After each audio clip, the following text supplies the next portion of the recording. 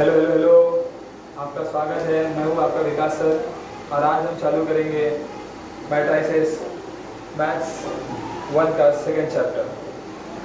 तो मैट्राइसेस चालू करने से पहले हम मैट्राइसेस से कुछ बेसिक देखते हैं। जैसे आपने 11th में पढ़ा है मैट्राइसेस बहुत डिटेल में।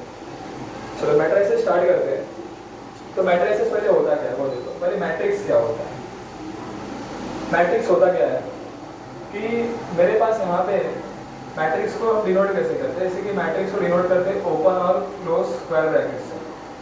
अभी मैट्रिक्स के अंदर उसका हम हमेशा जो नाम होता है उसको जो डिनोट करते हैं कैपिटल लेटर ए या फिर बी से उसका हम नामकरण करते हैं। और रही बात मैट्रिक्स में ये जो नंबर्स होते हैं इसको हम एलिमेंट्स कहते हैं। For example A11, A12, A13, A21, A22, A23, A31, A32, A33।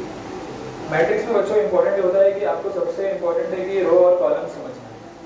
जैसे कि हमारे पास यहाँ पे क्या है, नंबर ऑफ रोज ये होता है हमारा R1, ये होता है R2, ये होता है R3। ठीक है, इसे हम कहते हैं, ये जो वर्टिकल में है इसे हम कहते हैं कॉलम 1, कॉलम 2, कॉलम 3। अभी आप देखोगे, आप कहोगे सर ऑर्डर ऑफ मैट्रिसेस क्या है। ऑर्डर ऑफ मैट्रिक्स क्या होता है। Order of matrix, order of matrix का मतलब होता है number of rose into number of columns. यानी यहाँ पे हम देखेंगे रो कितना है 3, कॉलम कितना है 3। जैसे हम बोलते हैं ऑर्डर ऑफ मैट्रिक्स कितना है 3/3। कितना है 3/3। तो ये हो गया मैट्रिक्स कैसे दिखता है, मैट्रिक्स का स्ट्रक्चर क्या है। अब हम देखेंगे मैट्रिक्स में तो सबसे इंपॉर्टेंट होता है कि भाई एलिमेंट्री ट्रांसफॉर्मेशन क्या होता है। तो मैट्रिक्स में एक होता है हमारे पास एलिमेंट्री ट्रांसफॉर्मेशन। ये एलिमेंट्री ट्रांसफॉर्मेशन क्या होता है।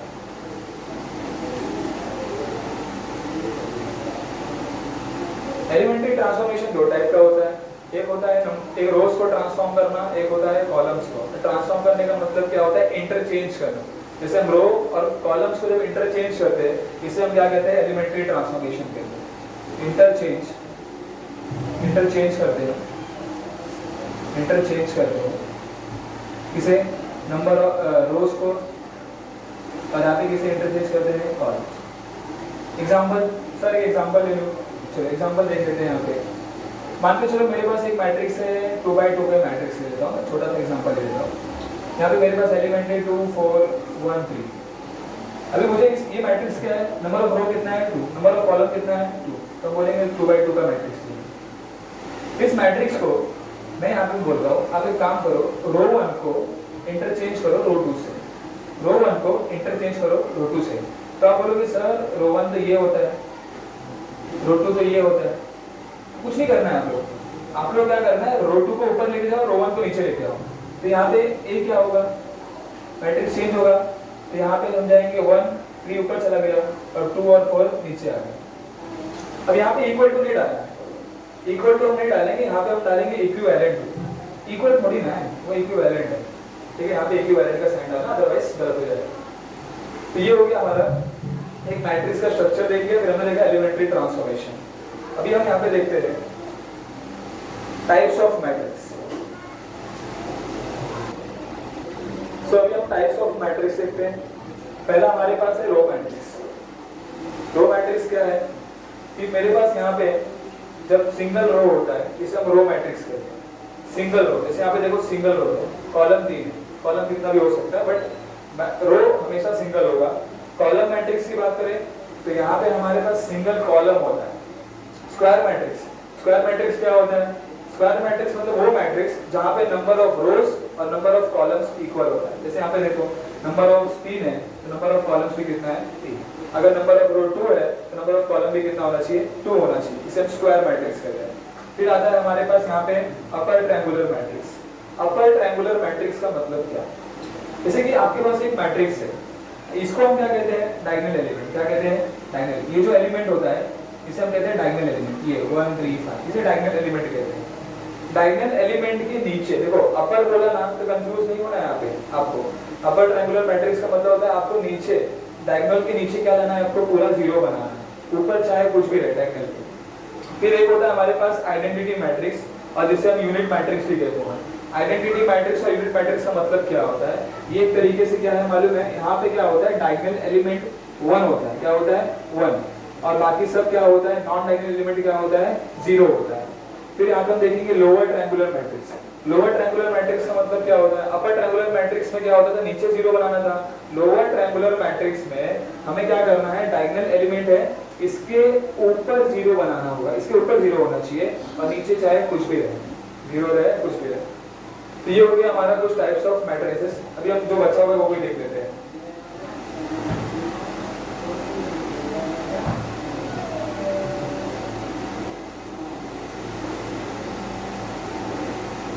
सॉल्यूशन मैट्रिक्स क्या होता है, कैसा मैट्रिक्स, कैसा मैट्रिक्स,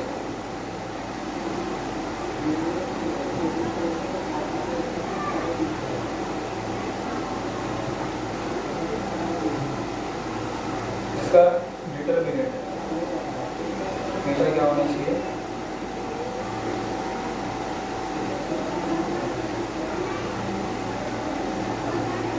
नॉट इक्वल टू 0 होना चाहिए।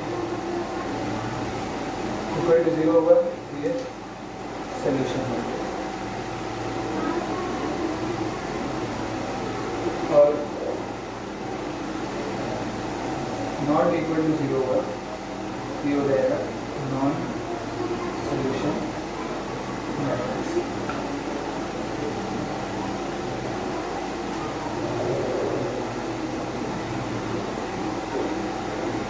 यहाँ पे हमारे पास जो लास्ट टाइप है फिलहाल के लिए वो है सॉल्यूशन मैट्रिक्स। सॉल्यूशन मैट्रिक्स क्या होता है, एक ऐसी मैट्रिक्स जिसका हम क्या करते हैं, पहले डिटरमिनेंट करते हैं, डिटरमिनेंट लेंगे, डिटरमिनेंट को हम सॉल्व करेंगे, फिर अगर हमें डिटरमिनेंट उसका 0 आता है तो उसे हम कहते हैं सॉल्यूशन मैट्रिक्स। क्या कहते हैं, सॉल्यूशन मैट्रिक्स। अगर वही डिटरमिनेंट 0 के इक्वल नहीं आएगा तो उसे हम क्या कहते हैं, नॉन सॉल्यूशन मैट्रिक्स। क्या कहते हैं, नॉन सॉल्यूशन मैट्रिक्स। तो यहाँ तक हमने कंप्लीट कर लिया है बेसिक्स को, हमने बेसिक्स को कंप्लीट कर लिया है। अभी हम आगे प्रैक्टिस सेट स्टार्ट करने वाले हैं, ठीक।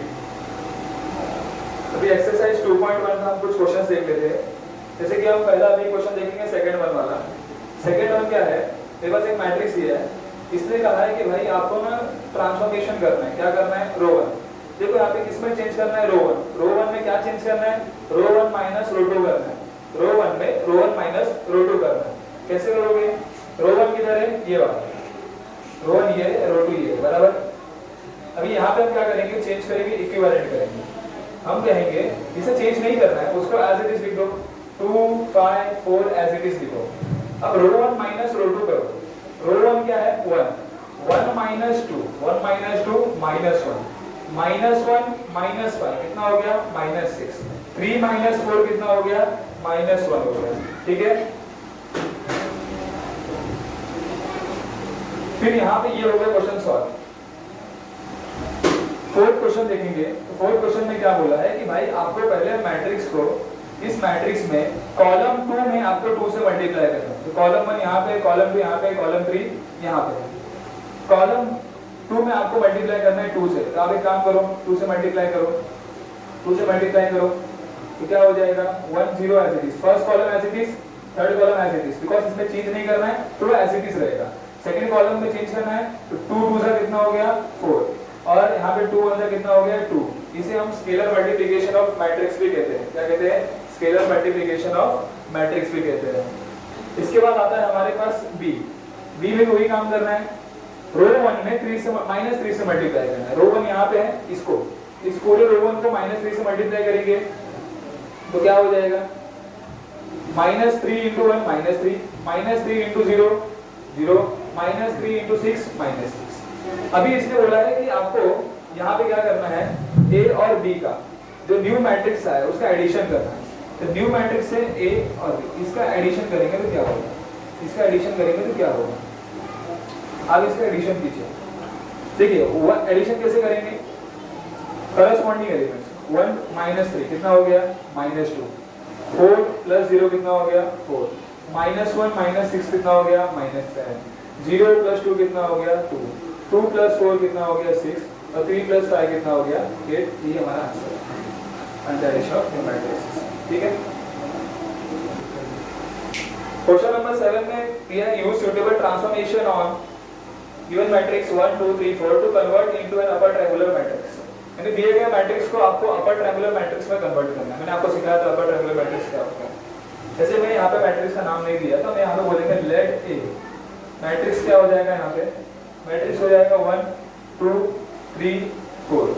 इस मैट्रिक्स को किसमें कन्वर्ट करना है, अपर ट्रायंगुलर मैट्रिक्स। अपर ट्रायंगुलर मैट्रिक्स क्या होता है, डायगोनल एलिमेंट के नीचे वाला एलिमेंट 0 बनाना है। तो आसान है ना, कैसे करेंगे देखो यहाँ पे उसने बोला मैं सूटेबल ट्रांसफॉर्मेशन। अब सूटेबल ट्रांसफॉर्मेशन का मतलब है आप या तो रो यूज करो या तो कॉलम वाइज जाओ, आप पे डिपेंड करता है, बट आई विल यूज रो।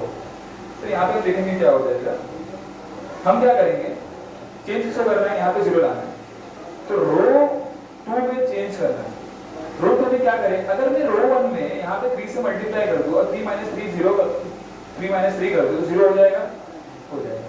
तो रो 2 में से हम क्या करेंगे, रो 1 माइनस करेंगे बट 3 टाइम मल्टीप्लाई करें तो क्या हो जाएगा, देखो यहाँ पे क्या हो जाएगा 3 और 4। चेंज किसको करनी, चेंज इसको नहीं करना है तो 1 और 2 एज इट इज रखो, रो 2 को चेंज करना है। तो 3 - 3 1 3 0, 4 - 3 2 6, 4 - 6 कितना हो गया, 4 - 6 - 2 हो गया।